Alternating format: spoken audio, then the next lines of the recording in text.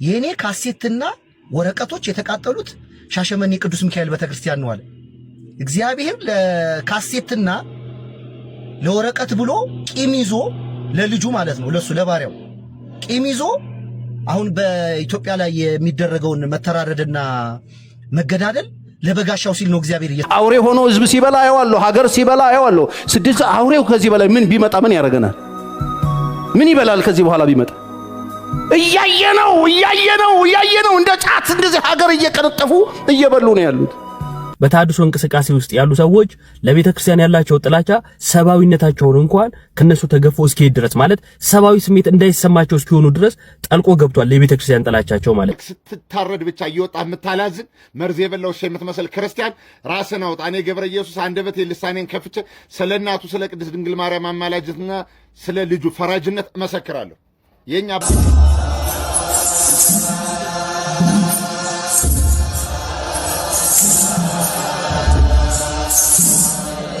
አትለየኝም ወይ ናፍቆት ባዛላቸው ደጀ ጠሉ ጣቶች የበሬ መቃኑ ሰርክ ቢቀረቀር አትዘን ጌታዬ ከፍቼ ብትገባስ ምን አሳይሃለሁ ከበደል ጣት እስኪቆስል ታንኳኳለህ አንተ ኃጢአት ለጠፈራት የመከነች ፍሬ ተኝቼ እንዳይመስል ከፋት ያከረባዋ ያስጠጋም ኖሬ ከደሳሳው ቤት ተስፋ ማረክትተ ካጎልደነ በለትራ እንዴት ገልጋል ፍቅር ምን አንከራተተ ይጠብቀኝ ቤቴ ሽፍንፍኑን ታኮ በሚሰጡ እጆች ፊት ለመቀበል ማነስ ያሰፍራል እኮ።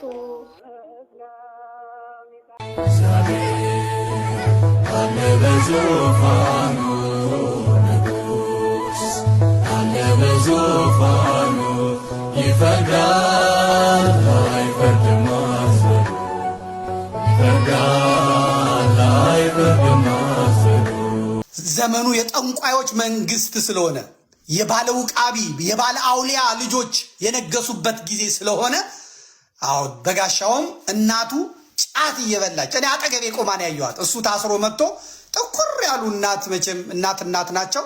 እንዴት መጣሽ? እንዴት ልጠይቂ መጣሽ? ማን ያለሽ? ጌቱ ምኑ ናቸው ስለው እናቱ ናቸው ምናምን አለኝ እና በዛ በጥንቆላ እዚህ ጋር አትግባ እዚህ ቤተክርስቲያን ተመለስ የሚሉት እናቱ ማለት ነው። ዲላ ያላችሁ ተናገሩ፣ ወጣ በሉ።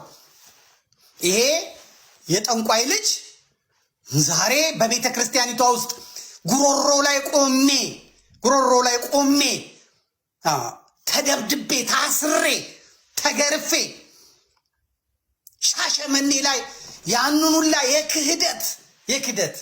የክህደት ስብከቶቻቸውን መርዛቸውን አውጥተው አቃጥለው የተሰራውን ዛሬ ቀን ጠብቆ የጴንጤ መንግስት ስለሆነ የብልጽግና ወንጌል መንግስት ስለሆነ ዛሬ በሞቱት ወገኖቻችን እንዲህ ሲል ሰማሁት። እስቲ እንስማው። ቀጥል። ለመጀመሪያ ጊዜ ካሴቱ የተቃጠለው ሻሸመኔ ቅዱስ ሚካኤል ቤተክርስቲያን yes ታስታውሱ ሰዎች ዘመን ጠበቀ፣ እግዚአብሔር ጊዜ ጠበቀ። ሻሸመኔ ለኮሳት ማንም ሰው አሁን ላይ መስለው ይችላል። አንተ ባሪያው እኮ ነኝ። አሁን ያ ሁሉ ተረስቶ ተጠቃን እንዲሆነን እንዴ አንተ ምን አድርገህ ነው ባለማህተሞች የታረዱት? አንተ ምን አድርገህ ነው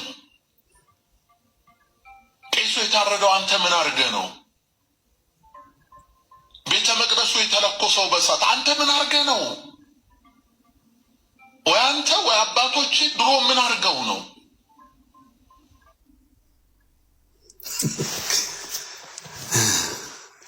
እኔ ብዙ ምለው የለኝም ለወዳጆቹ እንዲሰሙት አርጌ ቅዱስ እንደ በጋሻው አባባል ቅዱስ ጳውሎስ በሮማ አደባባይ በሰይፍ የተቆረጠው ምን ሆኖ ነው?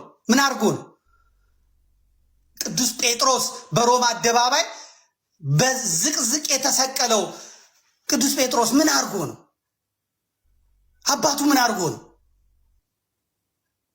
ቅዱስ ቶማስ ሰውነቱን ቆዳውን የተገፈፈው ሐዋርያው ምን አርጎ ነው? አባቱ ምን አርጎ ነው? ክርስቶስ ኢየሱስ በቀራንዮ አደባባይ ላይ የተሰቀለው ምን አርጎ ነው? ዘመን ጠብቆ ማን የተበቀለው ክርስቶስን? አንተ የጠንቋይ ልጅ፣ አንተ አጋንንት ሳቢ ልጅ መልስ።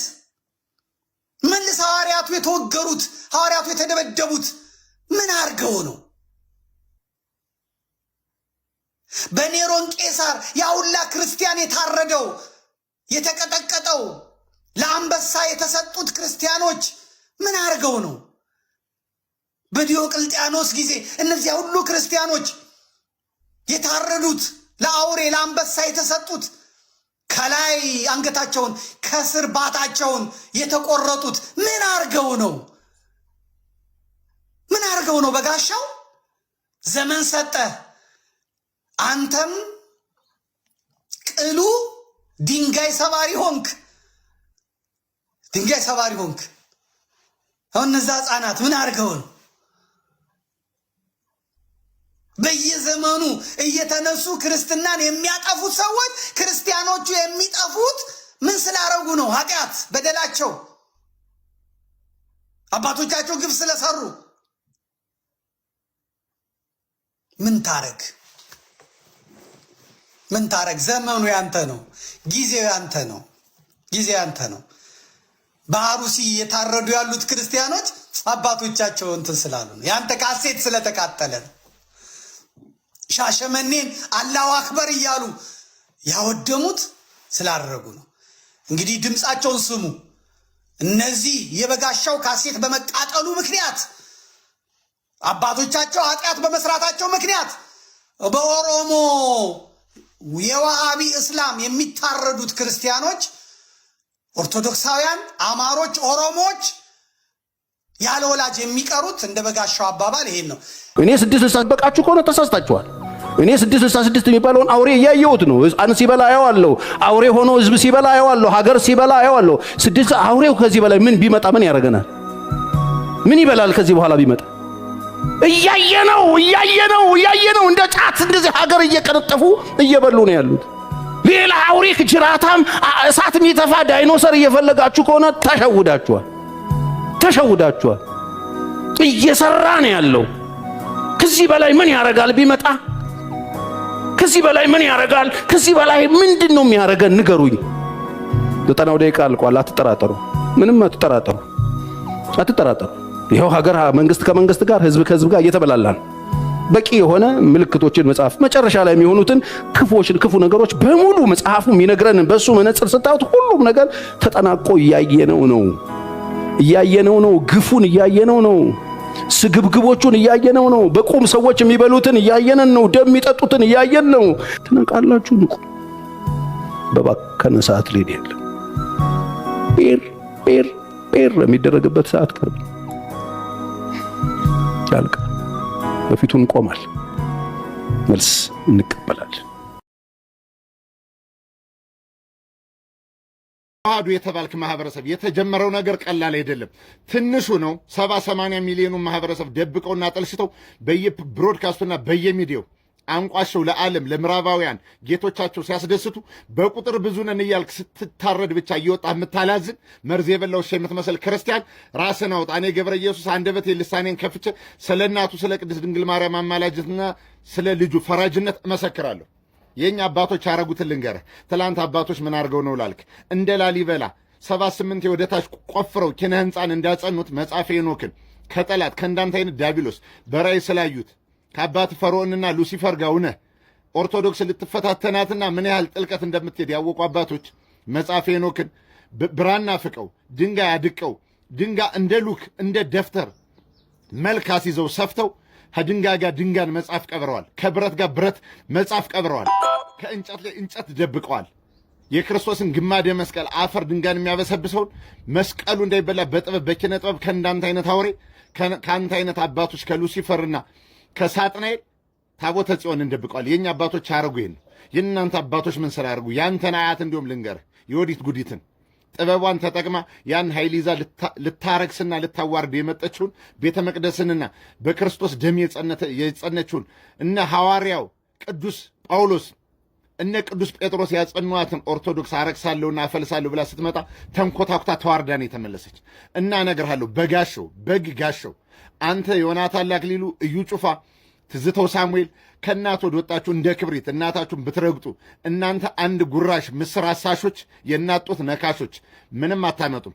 ተጽፎ የተሰጠን አንብበ ስለወረድክ እኔ ገብረ ኢየሱስ አንድ የለም 20-30 ጊዜ ባን ብታስደርገው ሪፖርት ብታስደርግ ምን አይነት ክርስቲያናውን እንደማስነሳበት ያለ እኔ ማስነሳ እንዳንተ አመፃንና ጸብን ለመጥራት ሳይሆን በዘንዶ አፍህ የጠራኸውን ደምና የሞቱትን ቤተሰቦች ቅስም ስትሰብር እኔ ደግሞ በወራዳው አንደበት ቅዱስ መንፈስን ጋብዤ እባክህን ድምፁ ነው ይብዬ እንዳንተ አይነቱን ወራዳ ለማንኮታኮትና ቦታውን እንዲያቃረጋለሁ። ወንድማችሁ ገብረ ኢየሱስ ነኝ። ኮፒ ሊንክ ሸር አድርጉት። አንተ ደግመዋለሁ የቤት ስልክ ነህ፣ ስም የለህም፣ ስክሪን ሴቨር የለህም። ማንም የደወለብና ጽፎ የሰጠን የምታነብ የእኔ አንደበት እንዳንተ ተጽፎ የተሰጠ አይደለም። ወራዳም ብሆን ክርስቶስ በእኔ ይናገርብኛል፣ ቅዱስ መንፈስ በእኔ ያርብኛል። ለዛ ነው ሳላጓድል ቅድም ያወራሁትን ደግሜ የምነግርህ። አንድ ጊዜ አይደለም 1000 ጊዜ ባን ብታስደርገው የተዋህዶ ሕዝብ ሰላም የሚፈልግ ሙስሊም ማህበረሰብ እንዲሁም ካንተ ጎራ ሆኖ ፕሮቴስታንት ንጹሃን የሆኑ ሰዎች ይህንን ነገር ኮፒ ሊንክ ሸር በማድረግ ድምፅ ይሆናሉ ነው የምነግርህ። ልዩነትን ሰብከ ቁምጣን ለብሰ እንደ ድሮ ከድሮ ስርዓት ባለስልጣን ልጆች ጋር ጧፍና ሻማ ሽጨ በታይላንድ በባንኮክ አመልጣለሁ እንዳትል። ጉዳዩ ኢንተለጀንስ ይሆናል። ጉዳዩ ሜትሮፖል ይሆናል። ጉዳዩ ዓለም አቀፍ ይሆናል። የኢትዮጵያ ሕዝብ እንዳሸዋ ነው፣ ያልተበተነበት የለም። ዛፍ ከሌለበት ሳራ በረሃ የሚኖር ክርስቲያን አለ። ብዙ ባትዳፈረን፣ ብዙ መስመር ባትለቅ፣ ብዙ ፓስፖርትና ቁምጣ ባታዘጋጅ ጥሩ ነው። ኢትዮጵያን የሌለበት መንፈስ ቅዱስ አየር የሌለበት ዓለም የለምና። አቶ በጋሻው ምን እያለ ነው? ራስን ሁልጊዜ እንደተበዳይ አድርጎ ማቅረብ ተገቢ አይደለም ይላል። ይሄ አስተያየት ከምን የመነጨ ነው መሰላችሁ? የገዳይ መንፈስ ሲጠናወታችሁ የሚመነጭ ሐሳብ ነው። ሁልጊዜም እንደምለው ከቤተክርስቲያን ውጭ ያሉ ሰዎች፣ በተለይ በተሐድሶ እንቅስቃሴ ውስጥ ያሉ ሰዎች ለቤተክርስቲያን ያላቸው ጥላቻ ሰብአዊነታቸውን እንኳን ከነሱ ተገፎ እስኪሄድ ድረስ ማለት ሰብአዊ ስሜት እንዳይሰማቸው እስኪሆኑ ድረስ ጠልቆ ገብቷል የቤተክርስቲያን ጥላቻቸው ማለት ነው። ማንም ሰው በአንገቱ ማህተብ የተነሳ ኢትዮጵያዊ ሆኖ የሆነ ክርስቲያን ተገደለ ሲባል ክርስቲያን መሆን ሙስሊም መሆን አይጠበቅብህም፣ ይሄ ሰብአዊነት አይደለም፣ ለምን እንዲህ ይሆናል ብሎ መጠየቅ ጤናማ ነበር። ይሄን መቃወም ደግሞ ክፉ መንፈስ ሲጸናወተ የምታወጣው ድምጽ ነው ማለት ነው። በጋሻው ምንድነው ያለው? ሻሸመኔ ላይ ምንድነው ሲዲ ተቃጥሎብኝ ምናምን ብሎ የራሱን ሮሮ ሊያቀርብ ፈልጓል። በምንፍቅና ነው የደረሰብህ። ምንፍቅና ደግሞ በጣም አስጠሊ ከመሆኑ የተነሳ ስላሴን ትምህርት እስካለማወቅ ድረስ እናስታውስ። በደብዳቤ ይቅርታ የጠየቅበትን ያለማወቅ ቤቱን የሰራብህ ሰው ስለሆንክ በሰዓቱ የነበረብህ የምንፍቅና ሲወጣ ሲዲው ከቤተክርስቲያን ያፈነገጠ ስለሆነ መቃጠል ነበረበት። እንኳንም ተቃጠለ እና ምንፍቅናህን አጨብጭበናል ብለው ይቀበሉ ነው እና አይመጣውም። ሐሳቡም ልክ አይደለም። ለማንኛውም ቂም በቀል የተወጣ ስለመሰለ ማለትም እንደው ቂምህን ይዘሃት የቆየሃትን እችን አጋጣሚ ተጠቅመህ ተናገርካት፣ አጋንንታዊ ስሜትህን አየንበት ለማለት ነው። ይህንን የሱን ሐሳብ የምትጋሩ ሰዎች ማንነታችሁ እያሳያችሁ ነው። አባታችሁ ነፍሰ ገዳይ ነበረ፣ እናንተም ነፍሰ ገዳዮች ናችሁ እንደሚል የነፍሰ ገዳይ ስሜት ከሌለ የሰዎችን ሞት በደስታ ልትቀበል አትችልም። ማውገዝ ሲኖርብህ እንደው ሁልጊዜ ተጠቂ አድርጎ ራሱን መቅጠር ተገቢ አይደለም እያሉ የሰው ለቅሶን ማሾፊያ ማድረግ ተገቢ አይደለም። ቆም ብላችሁ አስቡ።